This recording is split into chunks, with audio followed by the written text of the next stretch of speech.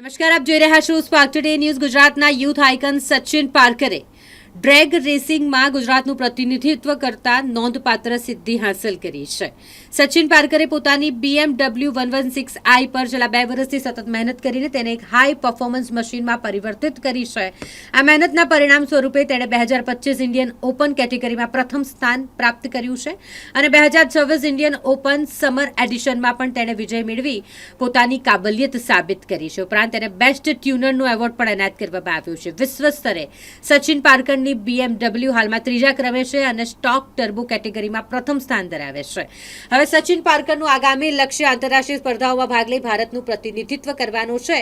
તેમનો દાવો છે કે તેઓ તરફથી પોતાની કારને વધુ અદ્યતન બનાવી વિશ્વની સૌથી ઝડપી BMW 116i બનાવવામાં આવશે.